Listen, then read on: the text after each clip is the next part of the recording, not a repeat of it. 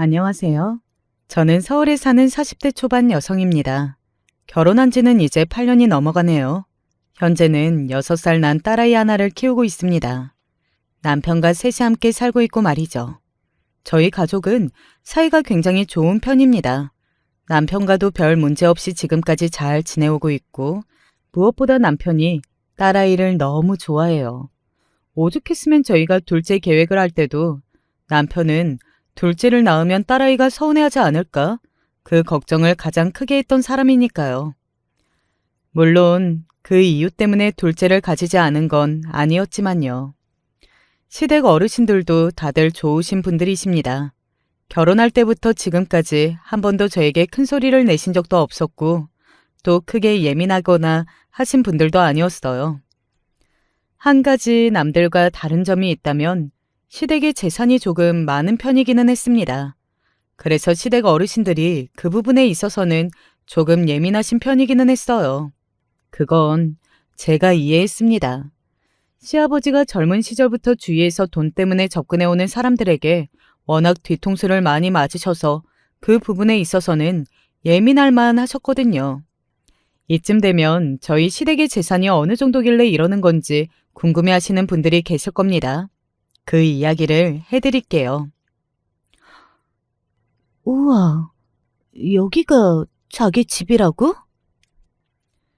제가 시댁 재산에 대해 처음 알게 된 날은 남편의 집에 인사를 가던 날이었습니다.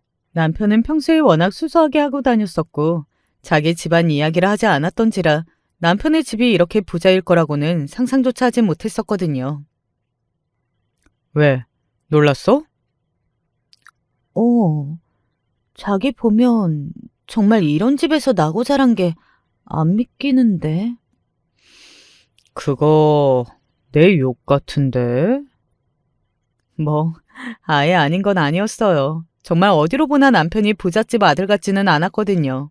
그야말로 평범해 보였으니 말이죠. 물론 좋은 대학을 나와 좋은 직장을 다녔지만 그것뿐이었습니다. 저희 집도 꽤 산다는 이야기를 듣는 편이었는데 시댁에다가 명함도 못 내미는 수준이었으니까요. 대대로 땅 부자라고 했습니다. 원래는 땅만 많았고 그 땅들이 비싼 땅들이 아니었는데 시아버지가 젊은 시절에 시댁 땅이 있는 지역이 개발되면서 순식간에 부자가 되었다고요. 그래서 아마 시아버지에게는 더 이상한 사람들이 많이 붙었을 겁니다. 갑자기 그렇게 돈이 많아지면 원래 여기저기서 이상한 사람들이 많이 꼬이잖아요. 아버지가 불신이 조금 있으셔. 그래서 이것저것 캐물어도 너무 기분 나빠하지 마. 자기를 못 믿어서 그런 게 아니라 워낙 젊은 시절부터 사람들한테 사기 많이 당하고 뒤통수도 많이 맞으셔서 그런 거에 조금 예민하신 편이라 그래. 그리고 남편의 그 말이 무슨 뜻인지는 인사를 간 그날 알 수 있기는 했습니다. 시아버지는 처음부터 저를 굉장히 관찰하듯한 얼굴로 바라보며 신문을 하듯 모든 걸 꼬치꼬치 캐물으셨거든요. 집안은 어떤지, 남편과는 어떻게 만났는지, 그리고 연애는 어떻게 얼마나 했는지, 결혼하고는 일을 할 건지 말 건지, 뭐 부모님은 뭘 하시고 형제 관계 그리고 그 형제들은 뭐 하는 것까지 상세하게 물어보셨습니다. 뭐 기분 나쁠 만한 질문들은 없지는 않았고 그리고 애초에 사람을 떠보듯 자꾸 관찰하며 하는 질문에 어떻게 기분이 아예 나쁘지 않을 수 있겠어요. 하지만 이미 왜 그러시는지 이야기를 다 듣고 갔었기 때문에 최대한 이해하려 노력했었던 것 같습니다. 그럴 수도 있겠지. 얼마나 상처가 많으셨으면 사람을 이렇게까지 불신하게 되었을까? 뭐 이렇게 생각하면서 말이죠. 제 어떤 모습에 시아버지에게 신뢰를 줬는지는 잘 모르겠지만 저는 첫 만남에서 비교적 좋은 인상을 남겼던 건지 바로 통과가 됐습니다. 그래서 날은 언제로 잡을 거냐? 그날 바로 그렇게 물어보셨으니까요. 아버지가 당신 정말로 많이 마음에 드셨나 보다. 왜? 바로 날 언제 잡을 거냐고 하시잖아. 내가 처음에 결혼할 사람 데리고 오겠다니까 몇 번은 만나보고 결정하실 것처럼 이야기하셨었거든. 그리고 남편의 그 말이 정말이라고 증명이라도 하시듯 시아버지는 저와 남편의 결혼을 서둘렀습니다. 상견례를 하고 나서는 더더욱 저에 대해 믿으시는 게 느껴지긴 했어요. 저희 부모님이 어딜 가나 인상도 좋고 좋으신 분들이라는 이야기를 많이 들으시는 분들이신데 시아버지도 그런 걸 느끼신 것 같기는 하시더라고요. 그래서 저희의 결혼은 나름 수월했습니다.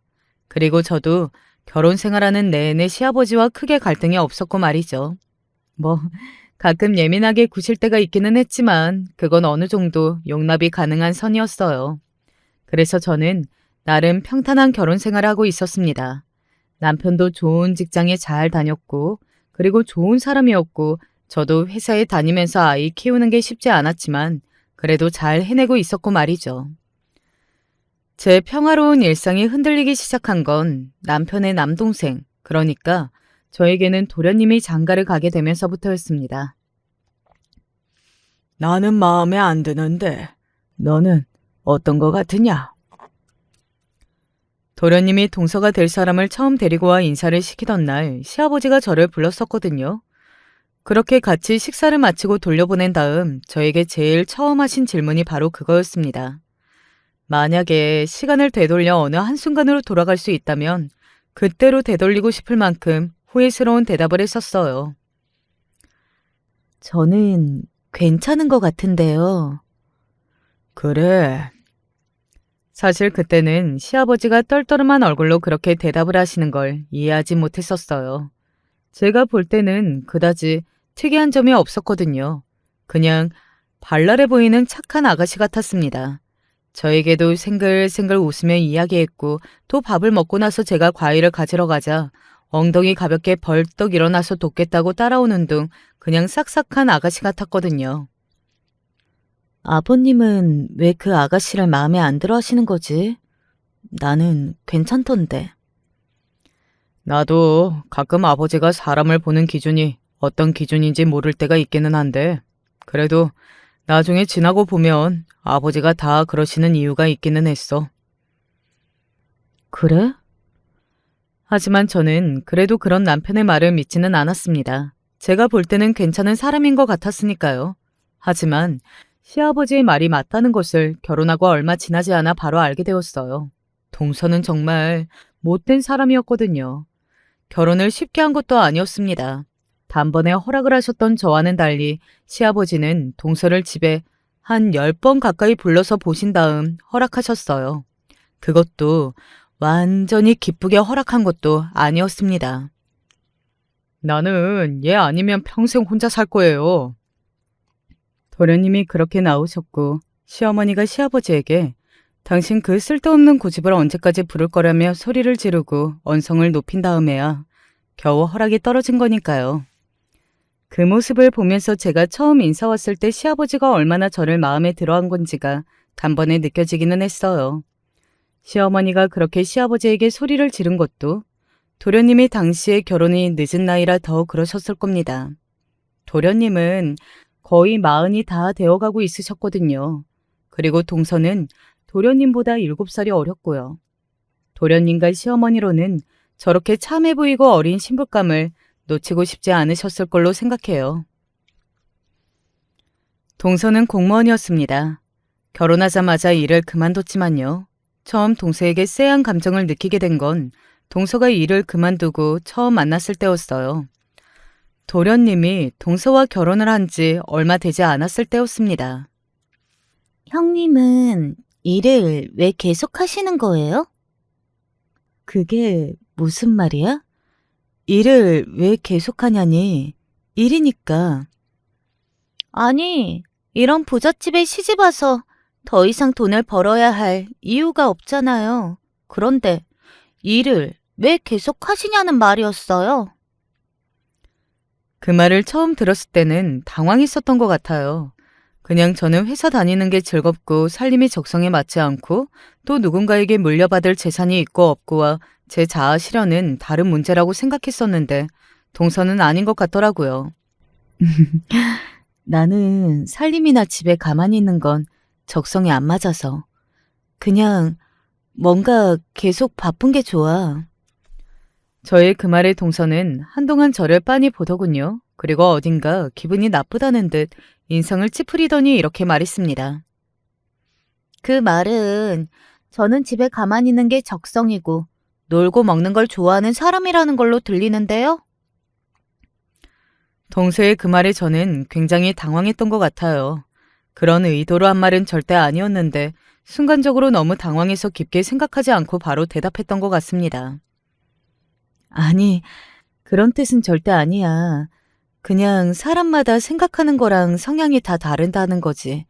나는 동서가 그래서 일을 그만뒀을 거라고 생각한 게 아니야. 저는 그렇게 들렸는데요. 뭐 아무튼 죄송하시다니 앞으로는 말을 좀 조심해 주세요. 형님이 그냥 하시는 말이 누군가에게는 상처가 될 수도 있잖아요. 그날 집으로 돌아와서 정말 곰곰이 생각했던 것 같아요. 내가 정말 그 정도로 잘못한 건지, 동서가 그렇게까지 기분 나빠할 만한 말이었던 건지 말입니다. 하지만 아무리 생각해봐도 그 정도의 말도 아니었고, 또 제가 그렇게까지 당황하며 사과했으면 보통은 사과 받아주거나 괜찮은 척 하잖아요. 그래서 동서가 어딘가 쎄한 느낌이 들었던 것 같아요. 그리고 그날 이후 그 느낌이 틀리지 않다는 걸 더 많이 확인하게 되었습니다. 하루는 시댁에서 밥을 차릴 때 있었던 일이었어요. 동서, 이것 좀 꺼내와줘. 그냥 동서가 가까이 있어서 이야기했던 거였거든요. 그런데 동서는 이렇게 대받아치더군요. 지금 저 심부름 시키는 거예요? 지금 제가 집에서 살림한다고 아무렇지 않게 부엌일 시키시는 거 맞죠? 어? 아니야. 나는 동서가 가까이 있으니까. 너무 자연스럽게 저한테 시키셨잖아요. 그거 저를 무시하는 마음이 깔려 있다는 말이죠. 아니야. 그냥 동서가 가까이 있으니까. 아무리 가까이 있어도 그렇게 명령하는 투로 말씀하시면 안 되는 거 아니에요? 내가 언제 명령을... 저는 그렇게 느꼈어요. 어안이 벙벙한 기분이 들었습니다. 그렇게 몰아붙이는데 무슨 말을 어떻게 해야 할지도 모르겠더군요. 사람 하나 이상한 사람 되는 거 순식간이었어요. 그때 마침 시어머니가 부엌으로 들어오지 않으셨다면 뒤의 상황이 어떻게 되었을지도 저도 모르겠습니다. 제가 화를 냈을지 또 동서에게 미안하다고 사과를 했을지 말이죠. 동서는 사사건건 정말 매사에 그런 식이었어요. 지금 제가 형님보다 학벌이 못하다고 무시하시는 거죠? 그냥 별거 아니었어요. 그것도 뉴스를 보다가 그냥 동서도 저런 이슈에 관심 있어? 라는 말을 한마디 물었을 뿐이었습니다. 의도가 있는 건 절대 아니었어요. 관심이 있다고 하면 대화를 나눠볼 생각으로 물었던 거였습니다. 같이 계속해서 한가족으로 지내야 하는데 너무 사이가 좋지 않으면 저도 마음이 힘들고 또 다른 가족들이 눈치를 챌 수도 있는 문제였으니까요. 정말 의도라고는 없는 제 질문에 동서가 늘 그렇게 받아친다는 걸 깨닫게 되자마자 그냥 저는 더 이상 동서와 대화를 나누기를 포기한 것 같아요. 그래서 제가 먼저 말을 거는 일은 정말 거의 없었습니다. 그거 질투 아니야? 동서가 나를 질투하게 뭐가 있어. 자기가 나보다 더 어리고 또 집안도 잘 산다니까? 그러니까 자기가 더 어리고 집에 돈도 많은데 네가 학벌도 더 좋고 직업적으로도 잘 나가고 또 시댁 어르신들이 너를 좋아한다며. 그러니까 질투나서 그런 것 같은데? 아니면 거기서 갑자기 자기 학벌 못하냐고 무시하냐는 소리가 왜 나와? 그게 다 자기가 은연중에 열등감을 가지고 있어서 그런 거라니까. 친구에게 그 이야기를 들으니 그런가 싶은 마음이 그제야 들기 시작했습니다. 그리고 어떤 확신이 든 일이 생겼어요. 이거는 그네 너 오면 주려고 내가 뒀다. 시아버지가 그렇게 이야기하시면서 저에게 몸에 좋다는 약재를 하나 건네셨거든요. 제가 최근에 회사 일이 바빠지면서 살이 조금 빠졌는데 그걸 신경 쓰고 계셨던 것 같더라고요. 원래 애정 표현이나 좋다 싫다 이런 이야기를 잘 안 하시는 분이라 그렇게 챙겨주는 게 너무 와닿아서 너무 감사했던 기억이 납니다.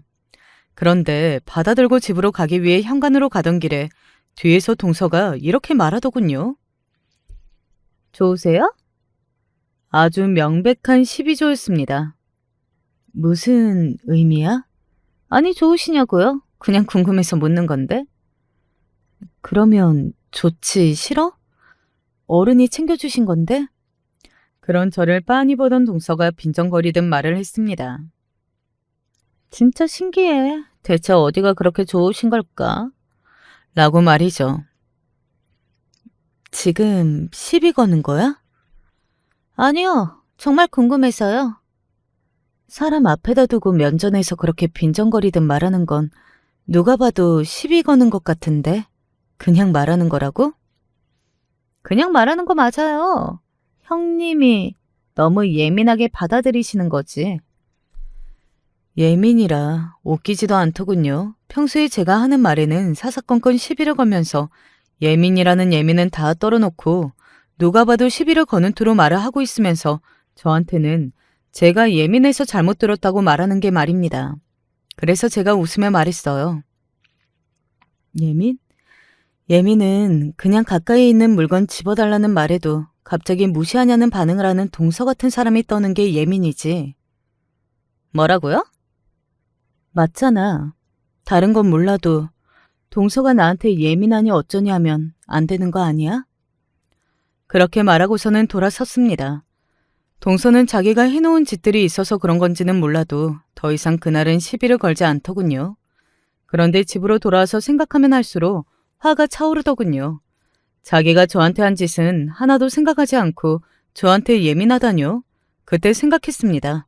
이왕 이렇게 된 거 그냥 나도 동서의 감정이나 기분 같은 거 생각하지 말고 그냥 주는 대로 대받아 치자고 말이죠. 그날 이후로는 그냥 총성 없는 전쟁터나 마찬가지였어요. 오늘 왜 늦었어? 저도 제 일이 있어요. 저는 매일 놀고 먹는 줄 아세요? 놀고 먹든 아니든 약속한 시간에는 와야지. 왜 사람이 약속을 안 지켜? 그거 조금 늦었다고 지금 이러시는 거예요? 조금? 1시간이 동서한테는 조금인가 봐. 그러면 나도 이제부터는 1시간쯤은 늦어도 되겠네? 동서는 저를 빤히 노려보더군요. 원래는 늘 미안하니 괜찮니 하거나 아니면 시끄러워지는 게 싫어서 늘 피하기만 했던 제가 본격적으로 대받아치기 시작하니 자신도 감당이 안 되기는 했을 겁니다. 동서는 말싸움으로는 저를 이길 수 없었거든요. 아마 속으로는 굉장히 씩씩거리며 이제나 저제나 저에게 한 방 먹일 생각만 하고 있었을 겁니다. 그러던 어느 날이었어요. 이제 재산 정리를 좀 할까 싶다. 시아버지가 그런 말을 하시더군요. 사실 저는 굉장히 빨리 하신다고 생각하기는 했습니다. 시아버지는 앞서 이야기했다시피 돈과 관련해서는 굉장히 민감하게 구실 때가 많았고 그 부분에 있어서는 자식이라고 예외가 될 수는 없었거든요. 그리고 시아버지의 그 말씀에 동서의 눈이 순간 번뜩이는 걸 저는 봤습니다. 사실 동서는 본인도 본인의 집안도 나름 괜찮았어요. 잘 사는 축에 속했습니다. 그런데 노골적으로 재산에 대한 탐욕이 심해 보인다 느꼈던 적이 많아요. 예전에 저에게 한 번은 이런 말을 했던 적도 있었습니다. 그 시대 사람처럼 첫째라고 재산을 더 물려받아야 한다. 뭐 그런 생각을 하시는 건 아니죠? 그냥 아버님이 주시는 대로 받을 건데? 만약에 아버님이 맞으라고 더 주시면 더 받으시겠다는 이야기예요? 아버님 돈인데 더 주고 싶은 사람 더 주는 게 당연한 거 아니야? 동서와 제가 사이가 좋았다면, 동서가 저에게 잘했다면 저도 그렇게 띠껍게 대받아치지는 않았을 겁니다. 하지만 저는 동서에게 친절하거나 좋은 사람이 될 생각이 정말 하나도 없어요. 그런 사람에게 말이죠. 그러면 더 받으시겠다는 말이네요? 왜? 아버님이 우리를 더 주실 것 같아? 아니요, 혹시 그러면 물어보는 거잖아요. 그걸 뭘 벌써 이렇게 예민하게 파들거리면서 이야기하는 거야? 주신다는 말도 안 했는데. 제가 언제 파들거렸어요? 그 누구보다 예민하게 파들거리면서 반응하고 있으면서 잡아떼더군요. 아무튼 저는 그때부터 동서가 제일 예민하게 구는 게 바로 재산 문제라는 것을 알고 있었습니다. 그리고 시아버지가 재산 정리를 한다고 선언하고 나서는 정말 시댁의 문턱이 닳도록 시댁을 드나든다고 하더군요. 하루는 가서 하루 종일 집안일을 하고 하루는 반찬을 해서 들고 가기도 하고 말이죠. 참 애쓴다고 생각했던 것 같아요. 뭐 여기까지만 했다면 제가 이곳에 사연을 보내는 일은 일어나지 않았을 겁니다. 이곳에 사연을 보내게 된 가장 결정적인 계기가 되었던 사건이 하나 있어요. 바로 시아버지의 생신날이 있었던 일입니다. 동서와 저는 대화를 거의 나누지 않았었는데 시아버지 생신을 며칠 앞둔 어느 날 저에게 전화가 왔었어요. 동서가 나한테 전화를 다 하고 무슨 일이야? 아니, 별건 아니고. 아버님 생신 선물 뭘로 하실 건가 해서요. 그 속이 뻔히 보이는 질문이기는 했습니다. 그간 시아버지의 생신이 없었던 것도 아니고 그냥 각자 알아서 준비를 늘 해왔었는데 갑자기 떠보듯 그런 질문을 한다는 게 말이죠. 그것도 평생가에 저에게 먼저 전화하는 법이 없던 동서가 말입니다. 그걸 왜 물어? 아니, 너무 차이 나면 조금 그러니까 대충 맞추려고요. 그동안 했던 것처럼 할 건데? 더 하거나 그런 건 없어요? 동서가 놀라서 되묻더군요. 아마 더 할 줄 알았나 봅니다. 본인이 그럴 생각이었으니까 말이죠. 제가 웃으면서 물었어요. 왜 더 하는데? 특별한 생신도 아니고. 뭐 칠순, 팔순 이런 것도 아닌데 그냥 하면 되지 뭘 더 하냐는 의미였어요. 동서는 민망한 듯 헛기침을 했습니다. 아니, 그냥 물어본 거예요. 정말 하시던 대로 하는 거 맞죠? 시아버지가 재산을 물려준다고 하니 잘 보이려고 생신 선물에 힘을 주려 하는구나. 이게 너무나 느껴졌습니다. 하지만 저는 그럴 생각이 없었어요. 그냥 하던 대로 하는 거지 그 말을 듣고 나서 생신 선물에 힘을 주거나 하는 게 너무 속이 빤히 보이잖아요. 그래서 그냥 그전 생신에 했던 것처럼 준비했던 것 같습니다. 그리고 시아버지의 생신날이 밝았어요. 아버님, 어머님, 둘째 며느리 왔어요. 동서는 들어오면서부터 어딘가 의기양양해 보이기는 했습니다. 그리고 동서의 손에 들린 종이 가방을 본 순간 그 의기양양함이 어디서 오는 건지 단박에 알 수 있었습니다. 우와, 재수씨 돈 많이 썼겠네. 남편이 그렇게 이야기하며 고개를 젓더군요. 동서의 손에 들린 건 고가의 시계 쇼핑백이었어요. 이름만 들으면 다 알만한 비싼 시계 브랜드 말이죠. 저도 그냥 고개를 저었습니다. 사람이 어떻게 저렇게 투명하게 속이 빤히 보이는 행동을 하는 거지 싶어서 말이죠. 그리고 다 함께 저녁을 먹고 생신 선물을 드려야 할 것 같은 시간이 왔습니다. 제가 먼저 봉투 하나와 백화점에서 고른 옷 하나를 시아버지께 건넸습니다. 이거 아버님 스타일인 것 같아서 사봤어요. 만약에 마음에 안 드시면 안에 영수증이 있으니까 교환하셔도 되고요. 고맙다. 시아버지는 그러고는 옷을 꺼내 보이시더니 마음에 드시는 듯 바로 입어보시고는 이리저리 몸을 움직여 보시더라고요. 그러고는 고개를 끄덕이셨습니다. 마음에 드신다는 뜻이었어요. 아버님, 저는 이거. 제가 드린 옷을 시아버지가 마음에 들어 하시는 것 같자 동서는 서둘러 자신이 가지고 온 그 쇼핑백을 시아버지에게 건넸습니다. 비싼 시계는 포장부터 다르긴 하더라고요.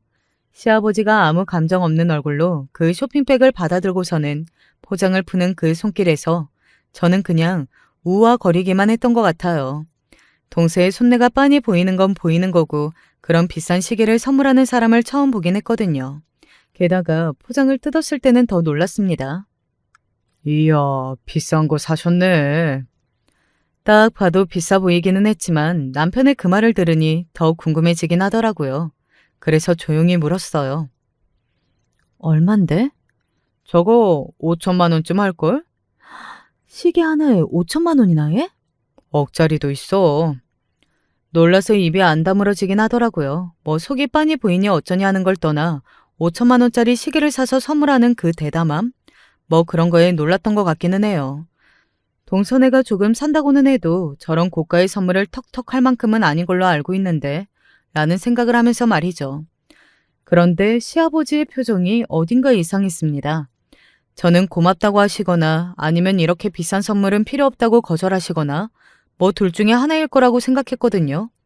그런데 시아버지는 아무 말씀도 없이 속내를 파악하기 힘든 얼굴을 하시고는 그 시계를 그냥 빤히 보고만 계시더군요. 마음에 안 드세요? 동서도 자신이 생각한 반응이 아니었던 건지 상당히 당황한 얼굴과 말투로 시아버지에게 물었습니다. 시아버지는 그런 동서의 질문에도 대답하지도 또 동서를 보지도 않으셨어요. 그런 시아버지의 반응에 시어머니까지 나섰습니다. 얘가 크게 마음 먹고 한 선물인데 가타부타 무슨 말이라도 해야 할 거 아니에요. 왜 그러고 앉아 있어요? 놀랐어요? 그때였습니다. 시아버지가 그 자리에서 벌떡 일어나셨어요. 모두 놀라서 시아버지를 바라봤습니다. 그러고는 여전히 속내라 알 수 없는 얼굴로 저벅저벅 일어나 창고 쪽으로 가셨어요. 도대체 무슨 생각이신지 모르겠더라고요. 다들 당황해서 아무 말도 행동도 하지 못하고 있는 사이 시아버지가 창고에서 나오셨습니다. 그리고 시아버지 손에 들려있는 것을 보고 다들 깜짝 놀랐어요. 바로 망치였거든요. 시아버지는 그 길로 바로 동서가 준 시계 앞으로 와 망치로 사정없이 그 시계를 내려쳤습니다. 저는 너무 놀라서 입만 쩍 하고 벌리고 있었어요. 아버지, 당신 지금 미쳤어요? 그런 시아버지의 행동을 본 도련님과 시어머니가 소리를 질렀고 저와 남편은 입을 쩍 하고 벌린 채 앉아 있었어요. 그리고 저는 순간적으로 동서의 표정을 살폈습니다. 그리고 굉장히 의외의 얼굴을 한 동서를 봤어요. 사실 그런 순간이라면 굉장히 놀라거나 아니면 시아버지의 그런 모습에 충격을 받는다든지 자신을 이렇게 미워하나 싶어서 운다든지 아무튼 일반적으로 생각할 수 있는 모습이 있잖아요. 하지만 제가 동서의 얼굴을 본 건 그런 표정이 아니었습니다. 낭패감이었어요. 제가 동서에게서 본 표정의 종류는 그랬습니다. 그래서 그렇게 놀란 와중에도 왜 저런 표정을 짓고 있지? 라는 생각을 했던 것 같아요. 그리고 동서가 그런 표정을 지은 이유는 바로 밝혀졌습니다. 어? 이거 왜 이래? 도련님이 상당히 어리둥절한 얼굴과 말투로 시아버지가 내려친 시계를 보며 말했고 그런 도련님의 반응에 모든 사람의 눈이 시계로 향했습니다. 그리고 정말 모두가 놀랄 수밖에 없었어요. 망치질 한 번에 그 비싼 시계가 정말이지 말 그대로 산산조각이 나 있었거든요. 보자마자 알 수 있었습니다. 아, 저 시계가 짝퉁이었구나 하는 사실은 말이죠. 정말 장난감 깨지듯 깨져 있었거든요. 아니 이렇게 비싼 시계가 이렇게 깨져요? 이거 물어내라고 해야 하는 거 아니에요? 오직 시어머니만이 그 시계가 짝퉁이라는 생각은 감히 상상조차 하지 못하는 듯 보였습니다. 동서는 인상을 팍 썼어요. 그리고 곧장 고개를 숙였기 때문에 무슨 얼굴을 하고 있는지 보지 못했습니다. 그리고 집이 떠나가라 시아버지의 큰 고함이 들려왔어요. 너는 나를 무슨 등신으로 보는 게냐? 어? 시아버지가 얼마나 웃으면 이런 짓을 해? 아니, 얘한테 왜 이래요? 이런 비싼 시계를 잘못 만든 사람들 잘못이지. 아니, 엄마, 그게 아니고. 짝퉁 시계라는 걸 알아본 도련님이 서둘러 시어머니를 말렸습니다. 그런 자기 아들을 보고도 시어머니는 영문을 모르겠다는 듯 눈만 멀뚱거렸어요. 그리고 동서는 이내 고개를 돌렸습니다. 눈에는 눈물이 한가득 맺혀 있더군요. 물론 진심일 리 없다고 속으로 생각했죠. 저도 정말로 몰랐어요. 저도 사기당한 거예요. 제가 알았으면 아버님께 어떻게 짝퉁을 선물로 드릴 수가 있었겠어요? 시어머니는 그제야 그 시계가 짝퉁인 줄 알았다는 듯 놀란 얼굴로 시계를 내려다봤습니다. 그리고 시아버지는 엄청나게 무서운 얼굴로 동서를 뚫어져라 바라봤어요. 자기, 이거 백화점에서 산 거 아니야? 도련님이 당황해서 동서에게 물었고 동서는 입술을 한번 깨물고서는 말을 이어갔어요. 그게 진품을 누가 조금 더 저렴하게 판다고 해서. 이 비싼 시계를 그 말을 믿고 샀다는 말이야? 얼마? 얼마 주고 샀는데? 그게 3천만 원이었나? 5천만 원짜리 시계를 3천만 원에 파는데 의심할 생각을 안 해봤어? 일단 얼른 경찰에 신고부터 하자. 도련님이 그렇게 이야기하고서는 자신의 휴대폰을 꺼내들었어요. 그 모습을 본 동서가 기겁하며 자신의 남편, 그러니까 도련님의 손을 붙잡았습니다. 그리고는 신고를 하려는 도련님을 말리며 이렇게 말했어요. 지금? 잠깐만, 나도 아는 사람 건너 산 거라 신고하기 조금 그런데. 3천만 원을 사기당했는데 지금 무슨 소리를 하는 거야? 그 순간 저는 알 수 있었습니다. 동서는 사기를 당한 것도 저게 짝퉁이라는 걸 모르고 산 것도 그리고 3천만 원을 쓴 것도 아니라는 사실을 말이죠. 동서는 다 알고 모조품을 사온 거예요. 그리고 남편도 눈치챘다는 듯 옆에서 조용히 한숨을 쉬었습니다. 사기는 무슨? 내가 네 그 속내를 모를 줄 알아? 그리고 시아버지의 더 큰 고함이 들렸어요. 얼마나 컸던지 제가 순간 움찔하고 몸을 떨 정도였으니 말이죠. 아니에요. 정말이에요. 믿어주세요, 아버님. 이게 내가 말을 안 하니까 정말로 하나도 모르는 늙은이인 줄 아나 보지? 그렇게 소리를 지른 시아버지 입에서 나오는 그 다음 말들은 동서가 어떤 사람인지 알고 있던 저에게도 굉장히 충격으로 다가왔어요. 저는 물론이고 남편 그리고 도련님과 시어머니 모두를 충격으로 빠뜨린 시아버지의 이야기가 시작되었습니다. 네가 돈 때문에 우리 집에 시집 온 거 내가 모를 줄 알았냐? 그게 무슨 소리세요? 억울해요. 이건 제가 사기를... 사기 좋아하네. 그럼 당장 신고해. 당장. 아니, 그게... 시아버지가 그런 동서를 가만 보더니 자신의 휴대폰을 들어 어딘가로 전화를 거는 듯 했습니다. 그리고서는 동서를 빤히 보며 말했어요. 네가 못하면 내가 해주마. 그 신고. 안 돼요. 시아버지의 말에 동서가 시아버지의 휴대폰을 빼서 통화 종료를 눌렀습니다. 순간 그 집에 있던 모두의 표정이 싸해졌어요. 사기가 아니라 동서가 다 알고서 일부러 한 일이라는 걸 그제야 다들 알았던 거겠죠. 당신 제정신이야? 아버님한테는 잘 보이고 싶은데 나는 돈이 그만큼 없으니까 일부러 그런 건 절대 아니야. 나도 어쩌다 보니. 그걸 지금 말이라고 해? 동서는 이제 자신이 일부러 짝퉁을 산 건 맞지만 나쁜 의도는 없었다는 식으로 말을 하더군요. 뭐 저도 그건 용서받지 못할 만큼 엄청난 죄라는 생각은 하지 않았어요. 물론 시아버지의 생신에 짝퉁 시계를 사준 건 잘못이지만 한순간의 잘못된 선택일지언정 죽을 죄는 아니기는 하잖아요. 내가 이야기하지 않았니? 네가 왜 우리 집에 시집 왔는지 내가 다 알았다고. 아니, 그게 무슨 말씀이세요? 이 사람을 사랑하니까 결혼했죠. 그래요, 아버지. 물론 짝퉁 시계를 사다 드린 건 이 사람 잘못이 맞기는 하지만 그래도 이거 하나 가지고 그런 말씀을 하시는 건 하는데 시아버지가 망치로 한 번 더 시계를 내리쳤습니다. 시계는 부서지다 못해 거의 바스라졌고 큰 망치 소리에 모든 식구가 다시 한번 놀랐어요. 아이고, 작작 좀 하소. 급기야 시어머니마저 시아버지를 향해 소리를 질렀어요. 저도 사실 동서가 좋은 건 아니었지만, 아니 미웠지만 이 하나로 그렇게까지 몰아붙일 일인가 싶기는 했었거든요. 하지만 그 하나가 아니었더라고요. 내가 다 들었다. 너 얘가 우리 집 둘째인 거 알고 우리 집안까지 다 알아보고 일부러 접근한 거라고. 순간 동서는 표정이 굳었습니다. 그리고 도련님은 웃었어요. 에이, 아버지, 그게 무슨 소리세요? 이 사람 우리 집에 처음 인사 온 날 제가 부잣집 아들인 거 처음 알았는데. 이 바보 등신 머저리 같은 놈. 제가 동네방네에 나 부잣집 아들 꼬실 거라고 하고 다니고 네 이름을 말하고 다녔단다. 그리고 너희 부모님도 어디 심부름센터에서 고용한 거라고? 네? 그 말에 일동 경악했습니다. 심부름센터라뇨? 제가 너무 놀라서 동서를 바라봤어요.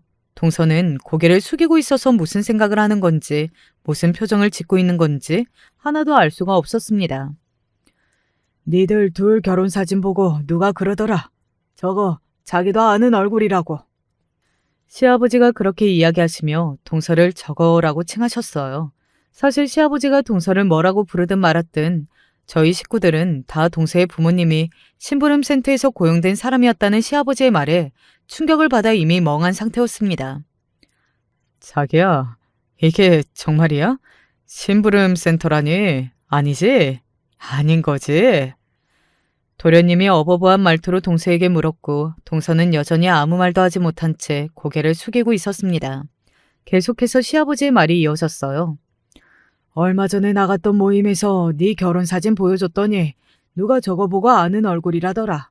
그러면서 며느리 어떻게 보게 됐냐고 꼬치꼬치 묻길래 왜 그러냐 싶었더니 자기네도 저한테 사기 결혼 당할 뻔했다고 영 찝찝해서 뒷조사 안 해봤으면 자기네도 몰랐을 거라고. 학벌부터 부모까지 뭐 하나 맞는 게 없다고. 너 공무원이었다는 것도 거짓말이라며 그 전에 사기치려던 집안에다가는 간호사라고 했다면서. 자기야, 무슨 말이라도 조금 해봐. 도련님은 여전히 믿을 수 없다는 듯, 아니 믿기지 않는다는 듯 동서를 보며 말했습니다. 이게 다 무슨 소리냐? 아가, 네가 말을 좀 해봐. 그리고 그건 시어머니도 마찬가지인 듯 싶었고요. 한참을 그렇게 두 사람이 어르고 달래고 나니 고개를 떨구고 있던 동서가 고개를 들더군요. 눈에는 눈물이 맺혀 있었습니다.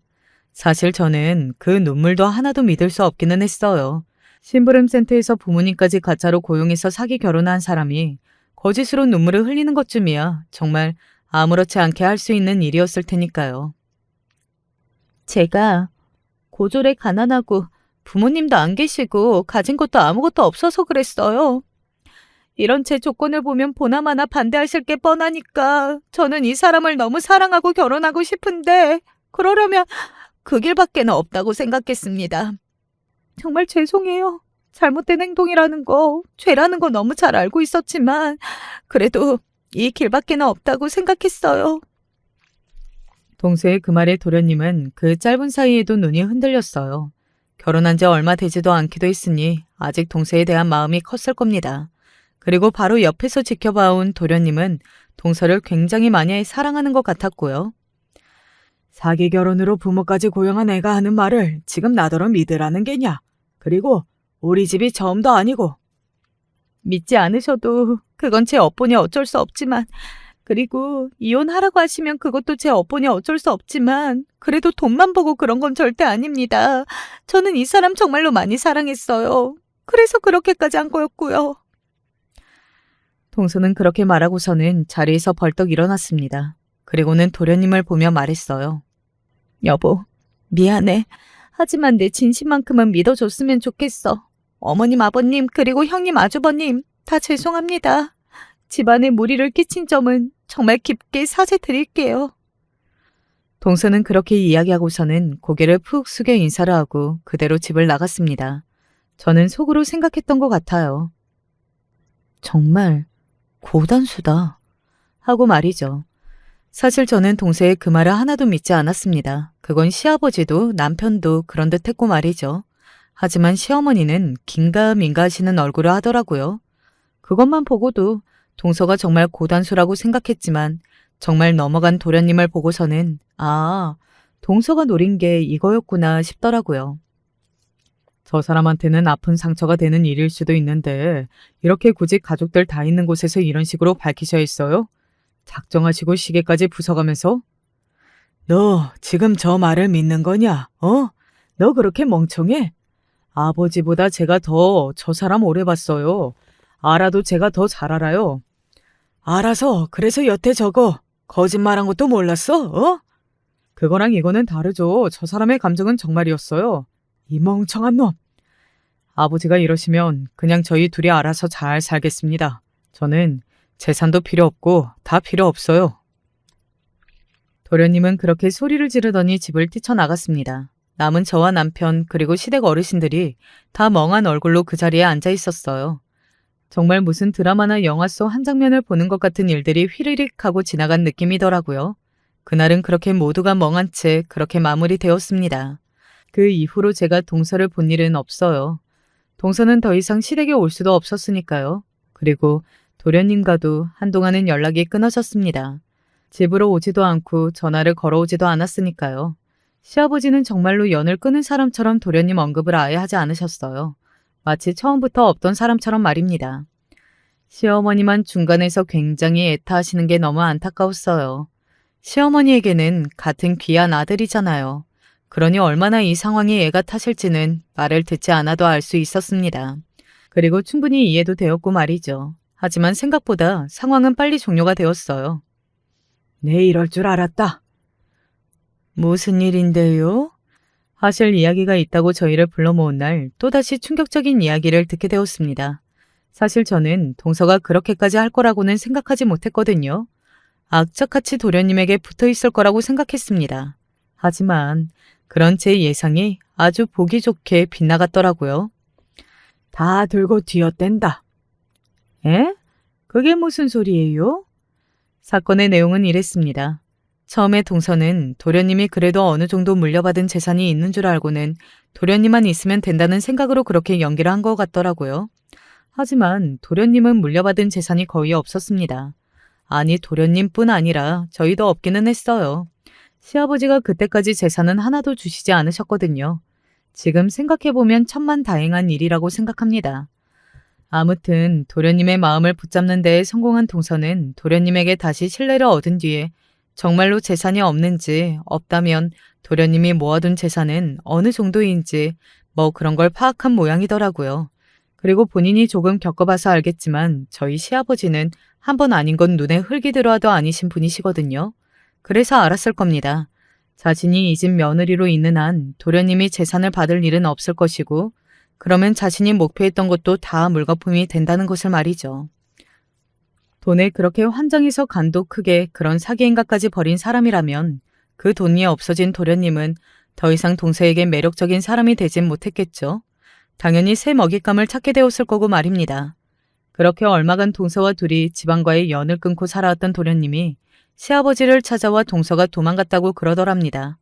아버지가 맞았다면서 말이죠. 어느 날 집에 돌아왔더니 아무도 없더랍니다.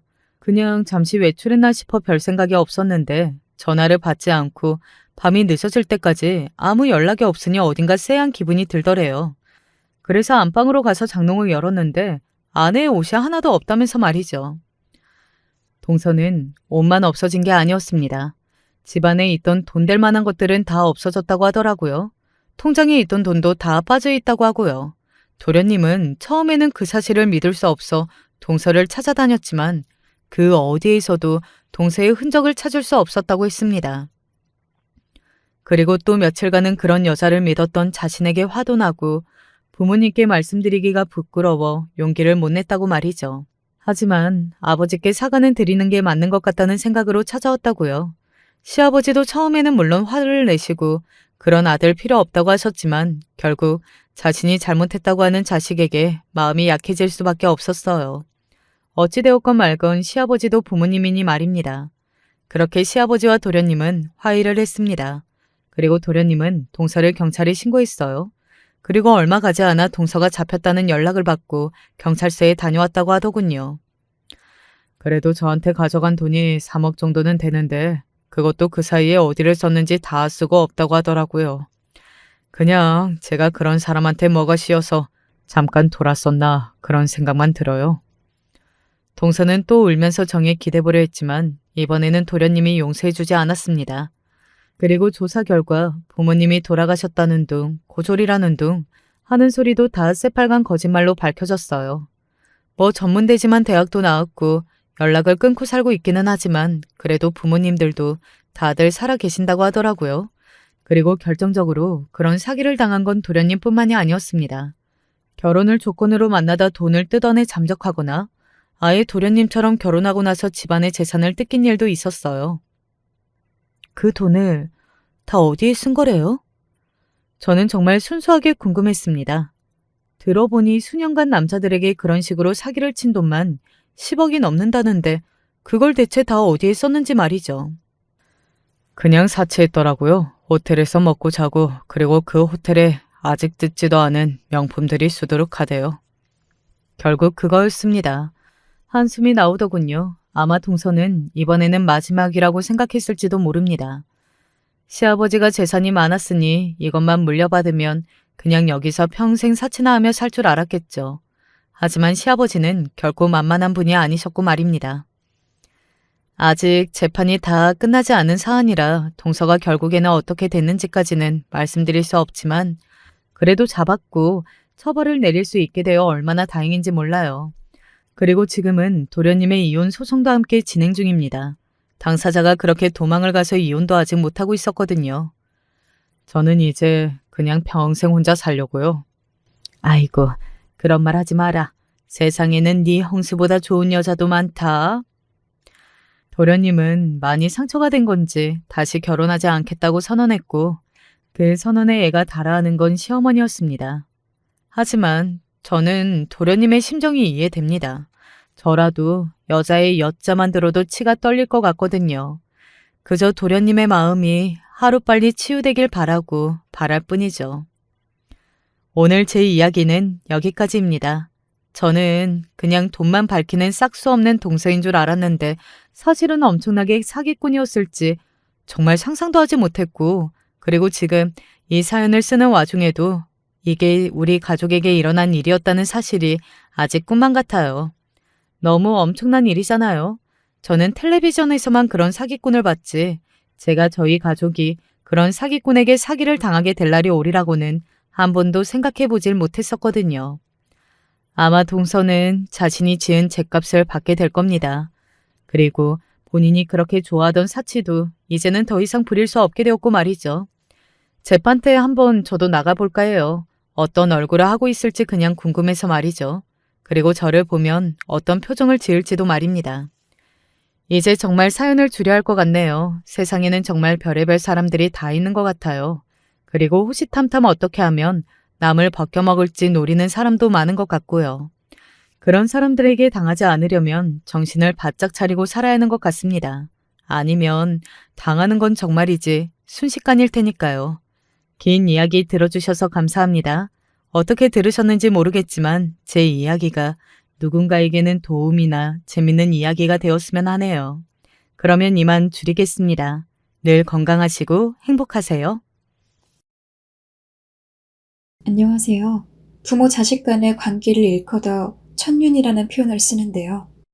인간으로서는 거스를 수 없는 부모 자식 관계와 해야 할 도리라는 뜻입니다. 하지만 때때로 이러한 관계들은 파탄나기도 하는데요. 저는 40대 중반의 주부입니다. 20대 중반에 결혼을 해서 지금까지 남들이 평생 가도 겪을까 말까한 기구한 삶을 살아온 것 같습니다. 그래도 이제는 가정이 어느 정도 자리를 잡아서 평범한 삶을 보내고 있다고 생각했는데 최근에 또 고민거리가 생겨서 이렇게 하소연을 해봅니다. 제 이야기를 듣는 여러분께 많은 의견을 구하고 싶습니다. 저는 대학에서 법학을 전공했습니다. 하지만 특별히 그 공부가 하고 싶었던 것은 아니었고 대학이라도 나와야 사회에서 먹고 살 직장이라도 구할 수 있었던 시절이었기 때문에 대학에 가려고 하니 선택할 과가 많지 않아 법학을 전공한 것이었어요. 원래 공부를 잘하는 편이 아니었기 때문에 사법고시나 법 관련 직종은 전혀 생각하고 있지도 않았지만 그래도 대학 생활은 참 재미있게 했던 것 같아요. 모든 학생일 때가 가장 즐거운 법이잖아요. 문제는 대학을 졸업하고 난 이후였어요. 지방 4년제 출신으로 이렇다 할 만한 직장을 찾기가 쉽지 않았죠. 정말 뭘 해야 제 앞날이 행복할 수 있을까만 고민하고 지냈던 것 같아요. 그때 때마침 지금의 남편을 만나게 됐어요. 친구의 소개로 만나게 되었죠.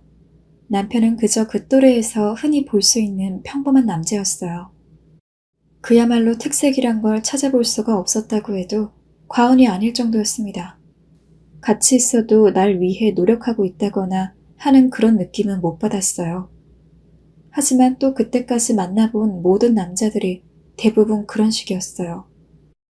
요즘같이 커뮤니티가 발달한 시절에야 연애도 무슨 표본이나 정해진 태도가 있는 것처럼 말하지만 그때는 그저 그렇고 그랬던 것 같아요. 한마디로 남자들이 좀 심심하고 점잖았죠. 하지만 사실 저는 좀 유머가 많은 남자를 좋아하는 편이었어요. 센스 있고 요즘 말로 하면 다정한 그런 사람이요. 남편은 그런대로 듬직하고 남자다운 면이 있긴 했지만 제 이상형과는 거리가 좀 있었죠. 그런데 남편의 집안이 좀 잘 살았어요.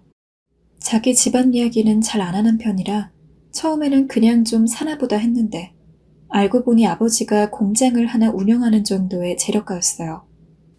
그 사실을 알고 나니 그간 제가 해왔던 고민을 해결해 줄 수 있는 사람이 바로 이 남자겠구나 하는 확신이 들었습니다.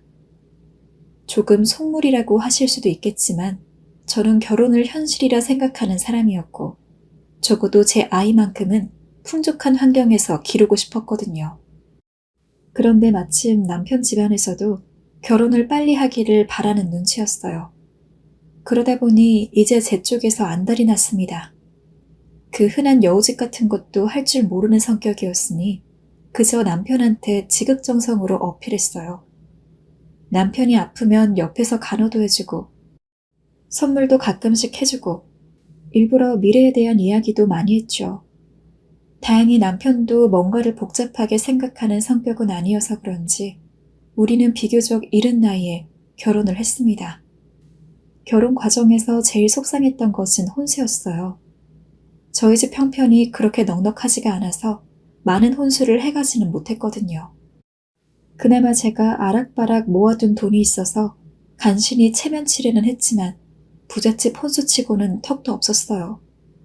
지금 생각해보면 시부모님 모시고 사는데 특별히 혼수를 많이 따지지 않아도 되었지만 그때는 그게 참 서럽고 기가 죽었어요.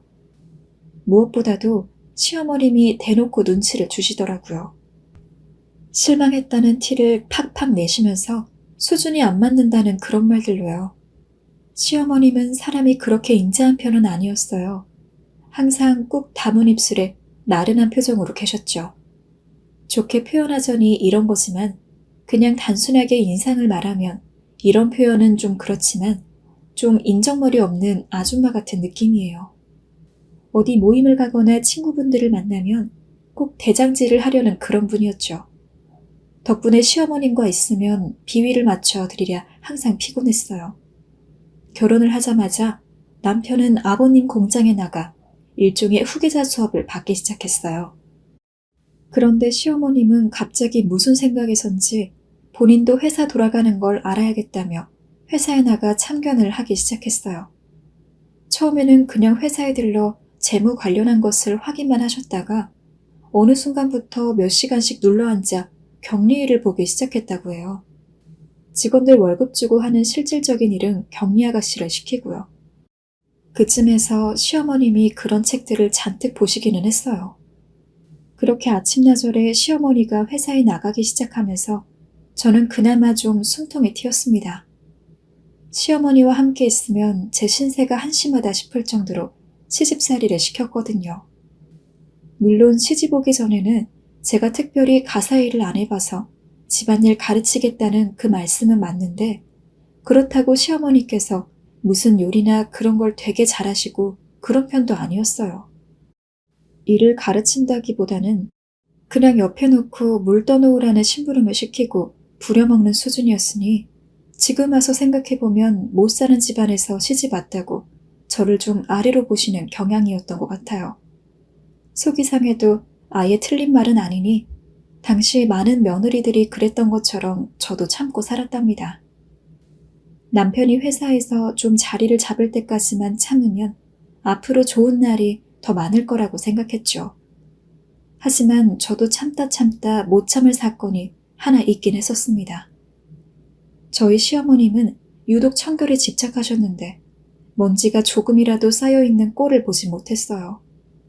그런 시어머님의 특성을 너무 잘 아는지라 독서를 피하기 위해 저는 닦은 곳을 또 닦으며 열심히 걸레질을 했죠. 그런데 그날은 유독 기분이 안 좋은 날이셨는지 갑자기 절 부르셔선 앞뒷말 다 잘라먹고 버럭 소리를 지르시는 거였어요. 얘야, 너 네 눈엔 이 더러운 먼지들이 안 보이니? 네? 먼지요? 시어머님이 직접 서랍장에서 쓸어내린 먼지는 정말 아주 미세한 먼지였어요. 사람이 사는 공간이라면 나올 수밖에 없는 그런 먼지 있잖아요. 허나 시어머니는 자신이 기관지가 안 좋은 걸 알면서도 제가 청소를 소홀히 한다는 말부터 시작해서 저를 아주 막대먹은 사람으로 몰아가더라고요. 제가 그런 게 아니라고 딴에 열심히 한다고 했는데 아무래도 그 부분에 먼지가 묻은 것 같다고 우물쭈물거리자 시어머님은 시덥잖은 변명을 듣기 싫다고 하시더니 다시 청소를 시키셨습니다. 정말 그때 다시 서랍장을 청소하는데 마음 같아선 서랍장을 부수어버리고 싶을 정도로 분노가 치밀어 오르더라고요. 본인은 손 하나 까딱하지 않고 며느리인 저를 하녀처럼 부려먹으시며 고맙단 말 한마디 없이 버럭거리는 태도가 너무 아나무인처럼 느껴졌어요. 아무리 며느리가 아랫사람이어도 그렇지 함부로 대하는 것에도 정도가 있지. 정말 이래서 시집살이 하는구나 하는 생각에 그날은 처음으로 친정의 전화에 하소연을 하며 눈물을 찔끔 흘리기도 했습니다. 남편은 어땠냐고요? 남편은 일절 관심이 없었어요. 일단 시아버님 일을 배우는데 급급했고 그것도 벅찬지 집에 돌아오면 피곤해서 골아떨어지기 일쑤였어요. 제게 어머니와 잘 지내냐, 어머니가 힘들게 하는 건 없냐 물어봐주는 것도 당연히 없었고요. 교양 있는 자기 어머니가 어련히 알아서 하겠지 하는 식의 태도였습니다. 그런데 시어머님은 저뿐만 아니라 다른 사람에게도 그런 식이었어요. 다만 저에게는 많이 대놓고 그랬을 뿐이죠. 한 번은 이런 적이 있었어요. 시어머님이랑 시어머니 친구분, 그리고 저, 이렇게 셋이서 시장에 갔던 적이 있어요. 그곳 정육점에서 일하고 있는 남편 동창을 만났어요. 보통 아들 동창을 만나면 그래도 예의상이라도 몇 마디 말을 건네거나 반가워하는 것이 정상 아닌가요? 저는 그런 것도 일종의 사회생활이라고 생각하거든요. 더군다나 어른이 지켜야 할 품위이기도 하고요. 그런데 시어머니는 그저 뚱하게 말 그대로 정육점 직원 대하듯이 하더라고요. 시어머님 친구분 아들도 남편과 동창이어서 그분은 반갑게 인사를 하고 근처 가게에서 먹을 것도 사다 주고 하는데 말이죠. 하도 그런 식이다 보니 남편 동창도 슬그머니 표정이 안 좋았어요. 시어머님도 그런 그분을 보더니 아주 내놓고 찌푸리는 표정으로 쳐다보았습니다. 저는 무슨 상황인가 하고 보다가 집에 돌아와 지나가는 말로 슬쩍 여쭤봤죠. 시어머님 하시는 말씀이 아, 걔 우리 아들이랑 별로 안 친해 하며 마치 안 친하면 그렇게 무례해도 된다는 식으로 말씀하시더군요. 저희 시어머님이지만 뭔 사람이 저러나 싶었어요. 회사에 격리를 본다고 들락날락 하시던 시어머님은 어느 순간부터 사람들 만나고 다니기 시작하셨어요. 정확히 뭘 하는 사람들인지는 몰랐지만 몇 번인가는 집에 모시고 온 적도 있었습니다. 하나같이 차림새가 돈 많은 티가 훤한 사람들이었지만 그렇게 교양이 뛰어난 분들 같지는 않았어요. 나누는 대화들을 들어보면 어디 부동산이 어떻고 신축 아파트가 어떻고 하는 걸 보면 재테크 모임 같기도 했고요. 특히 그중 몇 분이 술을 굉장히 좋아하셨는데 저만 보면 술 심부름을 시키곤 했어요. 제가 며느리인지 이 집 하녀인지 모르는 것처럼 손가락을 까딱거리시면서 술, 이렇게 말하시더라고요. 시어머님은 옆에서 제가 그런 취급을 당하는데도 별 말씀 안 하시고 얼른 슈퍼로 가라 하시고요. 참 기가 막히고 황당했죠. 그러던 어느 날은 제가 집안일을 하느라 조금 바쁜 와중이었는데 그분이 절 보더니 또 심부름을 시키러 드시는 거예요. 이번엔 저도 못 참겠다 싶어 바빠서 못 나간다는 식으로 얘기를 했죠. 그러니 그 순간 인상을 오만상으로 찌푸리시며 시어머님에게 대놓고 제 욕을 시작하셨어요. 며느리 교육이 잘못됐다. 말투가 어쩜 저리 무례하냐. 어른을 보고도 인사도 제대로 안 한다. 하는 말들을 늘여놓는데 가만히 듣고 있자니 너무 어이가 없고 황당해서 말이 나오지 않았습니다. 그런데 제 편을 들어줄 줄 알았던 저희 시어머님이 하시는 말이 더 가관이었죠. 얘, 뭐하고 서 있어? 얼른 사과드리지 않고. 네? 얼른 정중하게 사과드리라고. 어른이 심부름을 시켰으면 제깍제깍 할 노릇이지. 왜 토를 달아 달긴. 여기 있는 분들 너랑 달리 많이 배운 분들이야. 사회적 위치도 높은 분들이시고. 내가 다 민망하구나. 얼른 사과드려라. 어머님, 정말 너무하시네요. 제가 저분 술 심부름 안 한 게 그렇게 잘못한 일인가요? 막말로 저분이 무슨 권리로 제게 그 심부름을 시키세요? 전 그런 심부름 못하고요. 앞으로도 안 할 거예요. 그러니 사과드릴 필요도 없다고 생각합니다. 저는 그렇게 말을 마치고 집 밖으로 나와버렸습니다. 날은 저물어가고 밖은 차가워지는데 외투를 얇게 입고 와서 그런지 추위가 뼈 안으로 스며드는 기분이었어요. 정말 너무 서러웠습니다. 혼수 적게 갔을 때 저를 보시던 시어머니 표정이 불현듯 떠오르면서 내가 이런 취급을 받으려고 시집을 왔나 불현듯 투회가 되었습니다. 하지만 갈 곳은 없어 놀이터 그네에 앉아 멍하니 눈물만 떨구고 있는데 갑자기 남편에게서 전화가 걸려왔습니다. 어디야 당신? 엄마가 당신이 이상한 말을 하고 나갔다는데 그게 무슨 말이야? 여보. 저는 남편의 목소리를 듣자마자 그간의 설움이 복받쳤는지 엉엉 울고 말았고 남편은 제 울음소리에 당황한 듯 잠시 침묵을 지키다 곧이어 제가 있는 곳으로 왔습니다. 저는 남편에게 그간 있었던 이야기를 쭉 늘어놓았어요. 청소 이야기까지 빠짐없이 다요. 이야기를 다 듣더니 한숨을 푹 쉬곤 약간 굳은 얼굴로 일단 집에 가자고 했습니다. 집에 가서 자신이 엄마에게 말하겠다고요.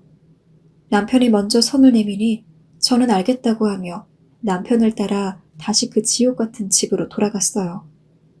집으로 가니 역시 시어머니께선 도깨비 같은 얼굴로 절 쳐다보고 계셨고 시아버님은 이야기를 대강 들으신 건지 생각이 많은 표정이셨습니다.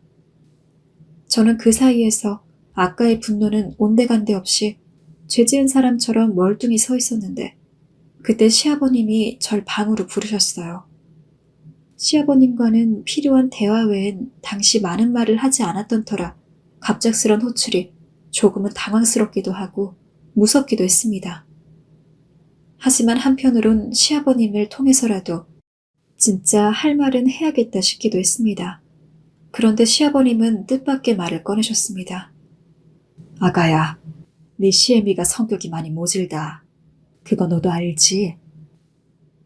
아마 이것저것 괜히 트집 잡아 시키고 부려먹었을 거야. 내가 그거 제일로 잘할 거다. 그래도 너그러운 네가 많이 이해하다오. 저 사람이 교양이랍시고 까탈스럽게 굴고 틱틱대도 좀 봐주고. 응? 내 얼굴 봐서 그래줄 수 있지. 시아버님의 목소리는 참으로 다정하고 부드러우셨습니다. 오히려 남편이 아니라 제 마음을 정말 잘 안다는 듯 저를 다독거려 주시는 시아버님 덕분에 그날 서럽고 괴로웠던 마음을 풀 수 있었죠.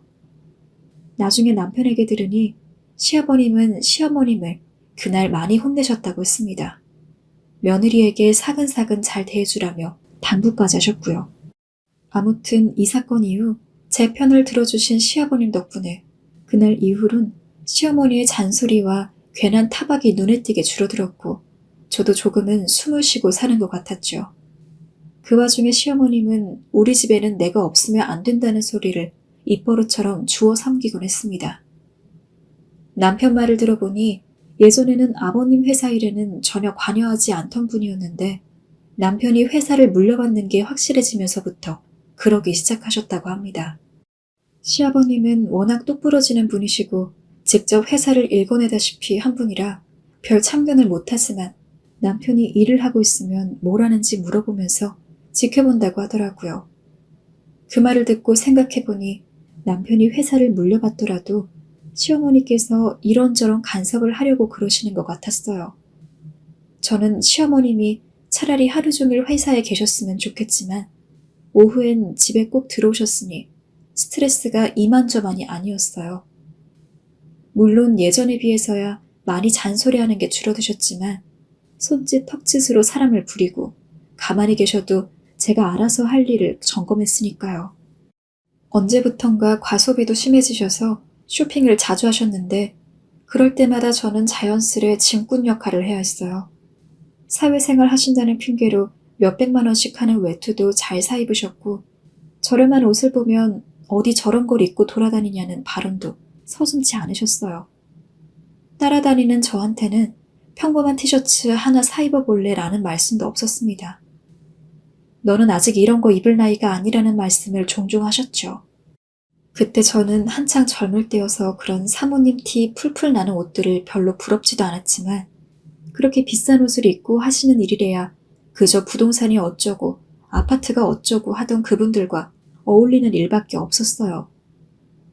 제가 봐도 답답한데 결국 시아버님이 그런 모습을 보다 못하셨는지 어머님께 한마디 하시는 사건이 터졌어요. 다 같이 둘러앉아 저녁 밥상을 먹고 있었을 때였습니다. 시아버님은 원래 밥을 먹기 전 국부터 한술 뜨시는 분인데 그날은 국도 뜨지 않으시고 시어머님만을 가만히 지켜보고 계시더군요. 시어머님은 천진난만한 얼굴로 오징어채를 우물거리며 왜 먹지 않고 날 보고 있냐고 물으시니 시아버님은 숟가락을 탁 내려놓으시곤 버럭 소리를 지르셨어요. 당신 도대체 뭐하고 다니는 여편네야? 요즘 골프다 뭐다 하면서 왜 안 하는 짓을 하고 다녀? 회사에 나와 뭘 하려면 하든지 아니면 차라리 돈이나 쓰고 다니든지 둘 중에 하나만 해. 날아오는 고함 소리에 어머님도 화가 나셨는지 부들부들 떨다 반박을 하셨어요. 내가 여태 집안을 돌봐서 당신 일도 잘 되고 집안도 잘 돌아간 건데 이제 며느리가 들어왔으니 내 하고 싶은 것 좀 하고 살면 안 되는 거예요? 쟤는 없는 집에서 시집와서 지금까지는 앞으로나 뭐 하는 것도 없이 편하게 살 건데 나는 여태껏 뼈가 빠지게 고생해놓고도 보상 한 푼 없다는 게 말이 돼요? 보상? 아니 내가 바깥일 하면 당신이 집안일하고 애 키우는 거지. 당신만 일했어? 나도 힘들게 일해서 이만큼 회사를 군 거야. 저는 어머님의 말이 참 황당했습니다. 본인 말씀만 하시면 되지. 가만히 있는 저는 이유 없이 왜 걸고 넘어지는지. 그런데 더 황당한 말은 뒤이어 이어졌습니다. 회사에서 버는 돈만 돈이에요? 내가 여윳돈을 굴려서 큰 돈을 만들 테니 두고 봐요. 아주 당신 코 납작하게 만들어줄 테니까. 얘들아, 니네도 잘 보거라. 내가 돈을 어떻게 불려오는지. 제가 듣기에는 어림도 없는 소리였죠. 평소에 진지하게 재무 공부를 하시는 것도 아니고 끽해야 말만 시끄러운 사람들하고 어울리시는 게 단데 무슨 수로 돈을 벌 수 있다고 하시는 건지. 당시에야 저도 세상 경험이 많은 편은 아니었지만 어머님과 어울리는 사람들처럼 말만 많은 사람들은 대개 사기꾼 아니면 호구라는 것 정도는 알고 있었죠.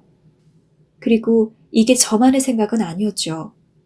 시아버님도 듣다가 기가 막히다는 듯 진저리가 나신 표정으로 방에 들어가 버리셨고 저는 중간에서 두 분의 눈치를 보다 조용히 설거지를 해야 했습니다. 그로부터 1년여간 시부모님들은 다툼이 잦았어요. 내용을 다 알 수는 없었지만 어느 순간부터 시어머님이 은행권으로부터 돈을 끌어다 쓰기 시작했나 봐요. 시아버님은 몇 번이나 추궁을 했지만 시어머님은 고집스레 입을 열지 않았어요. 그저 하는 말이라고는 예의 그 무슨 투자니 어쩌니 하는 소리뿐이었죠.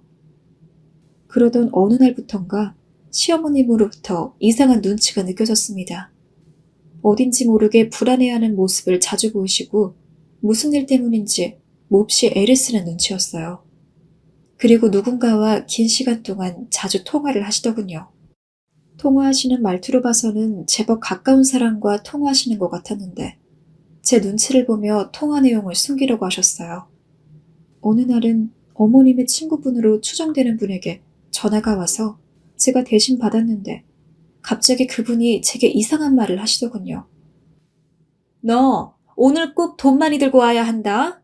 문서까지 들고 와야 해. 처음엔 잘못 걸려온 전화인가 싶어서 저는 어머님의 며느리라고 설명을 드렸어요. 그런데 건너편에서 전화를 확 끊어버리시더군요. 나중에 시어머님에게 말씀을 드렸더니 어머님의 반응도 이상했습니다. 저한테 무슨 말을 들었냐며 꼬치꼬치 캐묻기 시작하시는데 나중엔 제가 자신의 전화를 대신 받았다고 화까지 내시더라고요. 생각해보면 이 모든 것이 하나의 징조였던 것 같습니다. 불길한 일이 일어난다는 징조요. 더군다나 제가 한층 더 불안해진 이유는 시어머님이 밤에 외출을 한다는 거였어요. 그것도 다른 식구들 모르게요. 모습을 지켜보다 보니 갑자기 시어머니가 무슨 일을 벌리시는 건 아닌가 걱정이 되더라고요. 그래서 통화 내용을 굳이 일부러 엿들으려고 하지는 않았지만 어느 날인가 남편에게 요즘 시어머니가 무슨 일이 있으신가 보다 라고 하며 그런 이야기를 해줬죠. 요즘 어머님이 이상해 여보. 저번에 돈도 크게 빌리셨다고 했잖아. 계속 통화를 하시는데 자꾸 나한테 내용도 숨기려 하시고 밤에 몰래 나가시는데? 그냥 엄마가 바람 좀 쐬고 싶나 보지. 원래 열이 많으셔서 밤낮에 자주 나가셨어. 하지만 남편은 발을 동동거리는 저와 달리 대수롭지 않게 들었습니다. 남편이 조금만 예민한 사람이었다면 어쩌면 그때 모든 불행을 막을 수 있었을 텐데 참 그런 부분도 엄마를 닮는 건지. 남편은 스스로 뭘 생각해서 어떤 일에 관심을 갖는 성격이 아니었어요. 겉으로만 심각한 척할 뿐 매사에 좀 무심한 것이 딱 시어머니인 것 비슷했어요. 그러나 얼마 후 드디어 일은 벌어졌습니다. 시아버님과 남편의 얼굴이 흑빛이 되어 돌아온 날, 저는 너무나 충격을 받아 거의 기절하다시피 했었죠. 시어머님이 공장의 모든 자금을 빼돌려 잠적을 한 것입니다. 저는 회사가 어떻게 돌아가는지 몰랐기 때문에 어떻게 그런 일이 다 가능한지 꿈만 같았지만 남편 말로는 모든 것이 끝났다고 했어요. 그 굳세고 기백이 넘치던 시아버지가 며칠간 알아눕는 것을 보고 저는 진짜 다 끝났구나 하는 걸 짐작할 수 있었습니다. 남편은 백방으로 시어머님을 찾아 다녔지만 시어머님은 마치 사람이 증발해버린 것처럼 그 어디에서도 소식을 알 수 없었어요. 시어머님 친척분들과 형제분들도 전혀 낌새를 알 수 없었다고 하니 아주 치밀하게 계획된 일이란 것만 짐작했죠. 사람이 성공하기는 그렇게 어려워도 망하는 것은 참 빠르더군요. 이것저것 정리를 하고 나니 우리에게 남은 거라곤 전세로 얻은 15평 아파트 한 채가 전부였습니다. 2살 된 딸 아이를 키우며 시아버지까지 모시고 살아갈 생각을 하니 정말 막막했죠. 더 안타까웠던 건 그 사건 이후로 시아버님은 눈에 띄게 수척해져 갔습니다. 어느 순간부터는 말수도 없어지셨고요. 연세가 그렇게 많은 편도 아니셨지만 또래에 비해 10살은 젊어 보이셨을 정도로 건강하고 열정적인 분이셨는데 아무것도 하지 않고 매일 술만 드시다 보니 사람이 순식간에 몰라뵐 정도로 변하시더라고요. 가끔씩 본인 스스로 이래서 안 된다, 뭐라도 해야겠다 하며 의욕을 보이실 때도 있으셨지만 그렇게 해서 하시는 일이라고는 보름이고 한 달이고 어머니를 찾으러 다니시는 일이 전부였어요. 어느 날은 저를 불러 잔뜩 술에 취한 발음으로 이런 말씀을 하셨습니다. 얘야, 미안하구나. 모든 게 다 내 잘못이다. 내가 더 집안에 신경 썼어야 했는데 내 부주의로 이런 일이 생겼어. 아버님 그런 말씀하지 마세요. 이게 왜 아버님 잘못이에요. 아버님 술 그만 자시고 얼른 일어나세요. 가족이 한마음으로 시작하면 분명 재기하실 수 있을 거예요. 저도 많이 도울게요. 시아버님은 제 말을 들으며 급기야 처음으로 눈물을 보이셨고 저는 그런 아버님의 약한 모습에 가슴이 찢겨나가는 것처럼 아팠습니다. 시간이 갈수록 늘 당당하시던 아버님의 모습은 어느덧 흐려져 갔고 술을 먹지 않는 아버님의 모습은 그리기가 힘들어져만 갔습니다. 사람의 삶이 비바람처럼 갑작스레 몰아닥치는 비극 앞에 얼마나 모래성처럼 쉽게 허물어질 수 있는지 저는 시아버님을 보며 몸으로 깨달았어요. 하지만 아버님께 말은 그렇게 했어도 저 역시 그때에는 참 앞날이 막막했습니다. 그래도 부잣집에 시집왔고 전업주부 생활을 하며 나름 경제적으로 안정적으로 지낼 거라 생각했는데 갑자기 가족의 한 사람 때문에 이런 위기를 맞게 되니 두려움이 몰려오더라고요. 하지만 어느 순간부터는 마음을 고쳐먹었어요. 생각해보면 처음부터 제가 뭘 갖고 있었던 것은 아니었으니까요. 그렇게 생각하니 나까지 이 불행에 좌절할 필요는 없다는 생각이 들었습니다. 무엇보다도 어떻게든 아이를 키워야 했으니까요. 아이를 지닌 엄마는 못할 일이 없는 것 같다는 생각을 그때 했습니다. 안 해본 일이 없을 정도로 그저 기회가 닿으면 무슨 일이라도 했어요. 저를 불러주는 곳이라면 낮이건 밤이건 가서 일을 했고 밤엔 돈 몇 푼 벌겠다고 대리기사를 하기까지 했습니다. 남편도 옆에서 죽어라 용을 쓰며 돈을 벌고 있었으니 저도 남편도 그저 돈벌이에 급급해 하루하루 어떻게 가는지 모르는 채 살았습니다. 그러다 한 식당에서 취직을 하게 됐는데 24시간 식당에서 몇 년간 반일을 하다 보니 그때 몸이 많이 상했습니다. 어느 순간 눈앞이 침침하고 허리도 쑤셔오더라고요. 그 와중에도 매일 술을 드시는 아버님 때문에 식당에서 장만한 음식을 가져다 안주로 드리기도 했고요. 그렇게 어른 봉양하고 아이 키우며 눈물로 땀으로 아등바등 살았네요. 그로부터 10년 뒤에 아버님은 술로 건강을 해치게 되어 결국 돌아가셨어요. 돌아가시기 몇 달 전부터는 밥도 잘 안 드시면서 거의 술만 드셨습니다.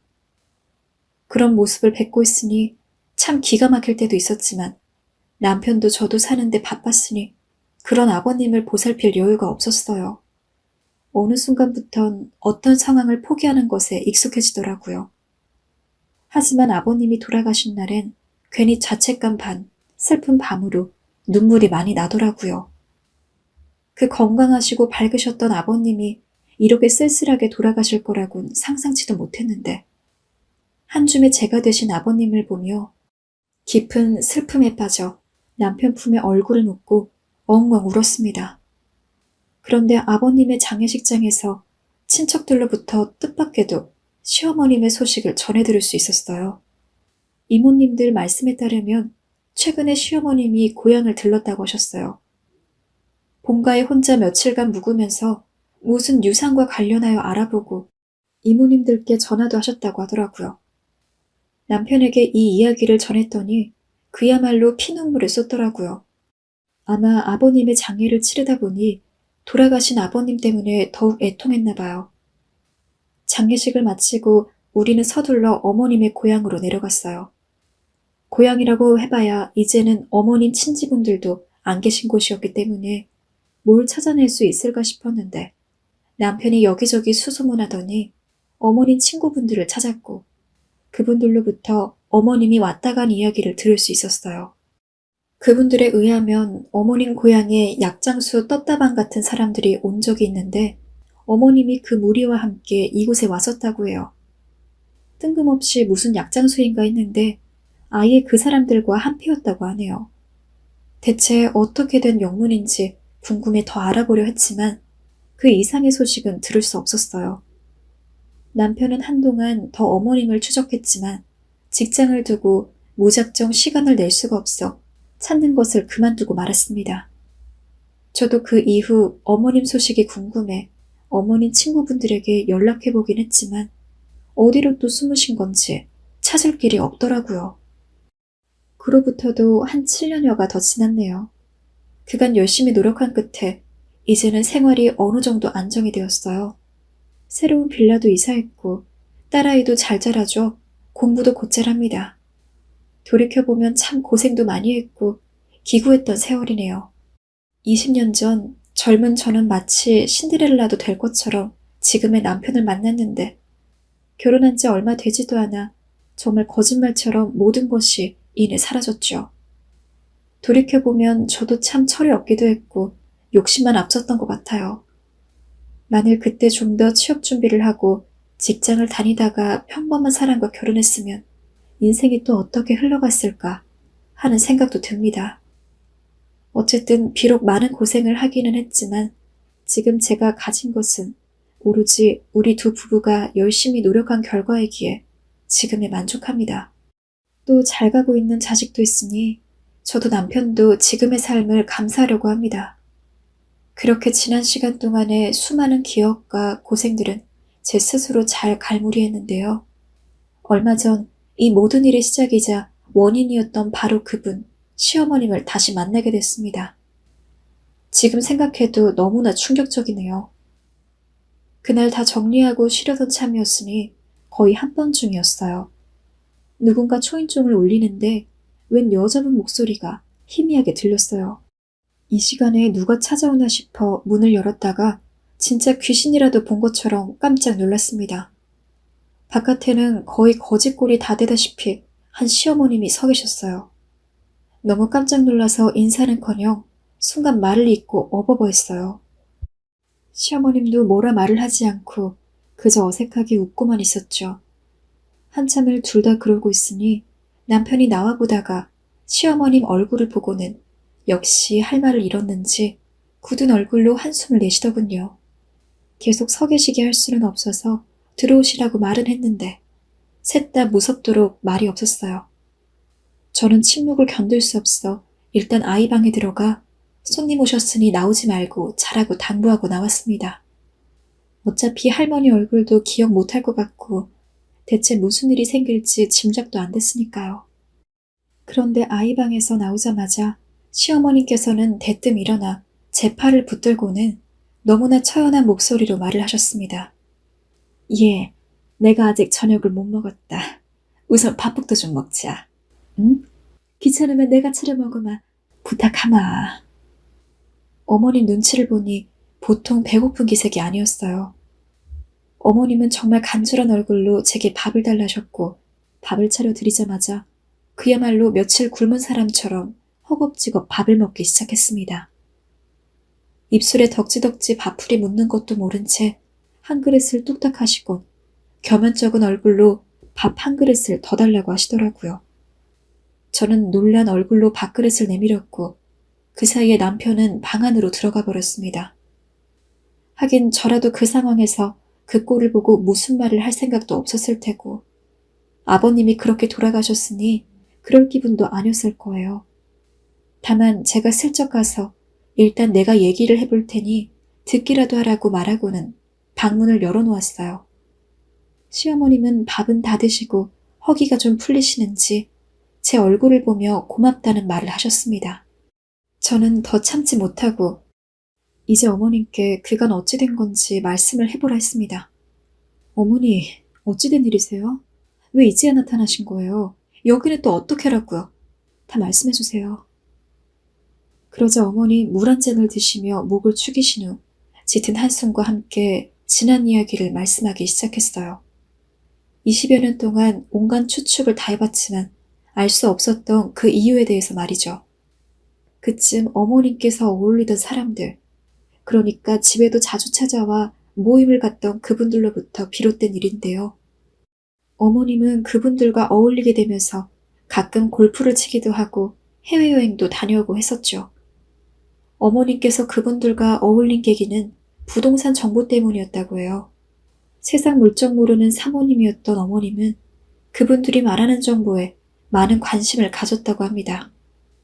인근 지역을 물론 지방 어디에 어떻게 투자해야 하고 그 이유가 어떻고 하는 이야기를 듣다 보면 어머님은 남편의 회사와는 별개로 자기 힘으로도 자산을 크게 불릴 수 있을 거라고 생각했나 봐요. 핵심 멤버는 늘 고정적이었지만 가끔 지역 유지나 공무원들도 한 번씩 참여하곤 해서 그만큼 더 신뢰를 가지셨다고 하네요. 그러다가 어느 날부터인가 모임에서 도박을 하기 시작했다고 합니다. 처음에는 소소한 규모로 놀다 보니 가랑비에 옷 젖는 줄 모른다고 어머님은 노름에 깊이 빠지게 되었습니다. 그러다 보니 차츰 빚이 생기게 되었고 아무리 번듯한 공장의 사모님이라고 할지라도 개인적으로는 갚지 못할 수준이 되다 보니 대출로 빚을 갚기 시작했다고 합니다. 어느 정도 갚고 끝냈으면 몰랐겠지만 아버님께 걸릴까봐 한번 잃은 돈을 만회하겠다고 계속 덤볐다고 해요. 돈을 잃으면 돈을 빌려서라도 도박을 했고 그러다 보니 결국은 큰 판에 뛰어들게 되었다고 합니다. 다행히 큰 판에 뛰어들어 돈을 조금 만졌는데 또 그 맛을 알고 보니 벗어날 수 없었다 합니다. 그렇게 돈을 벌기 위해 큰 판에 몇 번 휘말리게 되면서 대출은 결국 입에 담기도 큰 액수가 되어버렸다고 하고요. 한마디로 시어머님은 도박에 중독되어 돈을 들고 잠적하신 거였습니다. 너무도 착잡한 진실에 저는 숨을 쉴 수조차 없었죠. 그간 그렇게도 궁금했던 진실이었지만 지난 세월 우리를 그렇게 좌절하게 만들었던 이유가 고작 그런 것이었다니. 우리 삶을 망가뜨린 이유가 고작 그거였다니. 너무나 허망하고 기가 막혀 눈물밖에 흐르지 않았습니다. 동시에 어머님에 대한 분노도 치솟았어요. 어떻게 그러실 수가 있으세요? 저희야 그렇다 치고 아버님이 받으실 타격은 생각도 안 하셨어요? 어떻게 그런 무책임한 행동을 하실 수 있으세요? 두 분은 오랫동안 함께 사신 부부셨잖아요. 저희가 어머님이 잠적하시고 그간 어떻게 살았는지 상상이나 되세요? 저 식당에서 하루 종일 설거지를 하고 저 사람은 노가다까지 하면서 애 키웠어요. 미안하다.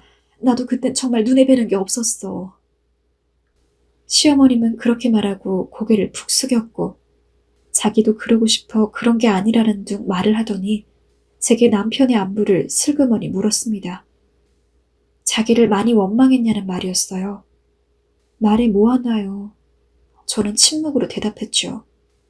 용서받지 못할 짓을 하셨으니 그에 따른 대가를 치르는 거라고요.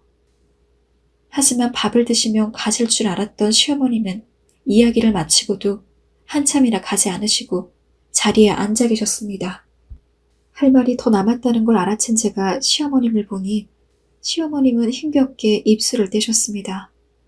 실은 오랫동안 길거리를 전전해서 그런지 몸이 너무 아프고 갈 데도 없구나. 이런 부탁 니들한테 하면 안 되는 거 알지만 날 데리고 같이 살 순 없겠니? 내가 정말 끔찍한 일을 저질렀고 용서받지 못할 짓을 한 것도 잘 안단다. 너무 미안하구나. 근데 날이 추워서.